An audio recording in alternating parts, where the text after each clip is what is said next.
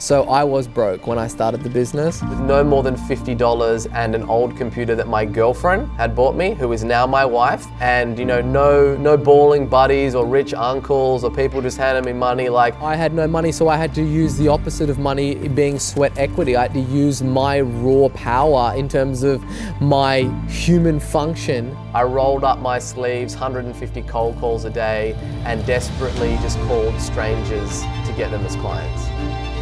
For me, it was very chaotic because I was doing the selling by day and then I was doing the client fulfillment work by night. But how do you manage Cardone Capital, Cardone University, enterprises, and still have the time to hit the gym, to have the girls, to do it all? Tell me about it. It's easy once you decide, hey, I want it all. 10X is about having it all. It's not about getting rich. It's not about being a health nut. Yep. I want every part of my life to work.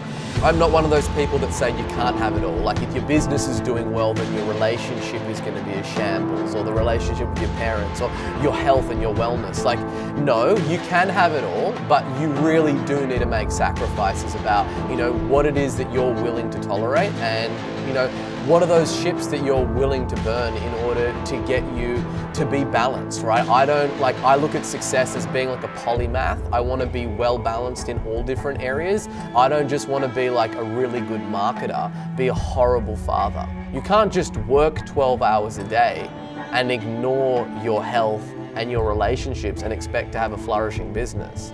You need to look in the mirror and have a look at, like, what fires are you willing to walk through, right?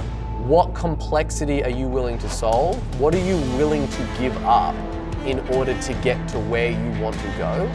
And then ruthlessly execute on those things. But don't think that you can just get ahead and get all of those things without being really disciplined, without making sacrifices. But you can't have it all, they tell you, right? Okay, well, because they gave up on having it all. Exactly. The quitters all have bad advice. Quitters have bad advice, they quit. And now they're trying to make sense of why they don't have it all. So if you make a promise to yourself in the night that you're going to wake up at 4 a.m. in the morning and go for a run, by God, you better keep that in the morning, right? Because otherwise you're starting your day off with a lie. It's that like little bitch inside your head that's getting you into like a rear naked choke and just choking you out before the day's even begun. A business is typically just a reflection of an individual and their own disciplines and their own standards of what to live by, right? You'll see me, I only wear black t-shirts. Like, I don't want to have the decision fatigue. I don't want to be waking up and wondering what I'm going to be wearing. Like, I'm very simplistic in that approach. So I try and just engineer a life that's very streamlined, so I am disciplined and I don't need to wait for motivation to dawn on me. Successful people do all the things that unsuccessful people aren't willing to do, right? And everybody is self-made, but only the successful people are willing to admit it. And understanding that, like, where you are right now is as a result of the decisions that you've made throughout your life. There is nothing that you can't achieve if you are committed enough. And the thing that most people aren't willing to do is they're not willing to, once that they have eyed the target and they know what it is, they're not willing to do everything that it takes to actually get there. They like the idea of the target, but you are going to need to cross rivers, cross mountains, slay dragons, walk through fire in order to get to where it is that you want to go, and you have to pay the price. You need to become somebody that's worthy of being successful and not wishing that success would come to you and that the universe owes you something. The universe doesn't owe you shit, right? You get what it is that you push, shove, scratch, and claw for, and by being disciplined. So if you're at a point right now where you're thinking like, I'm not confident, I'm having a really hard time, do not feel sorry for yourself. Right? That's the very first step, right?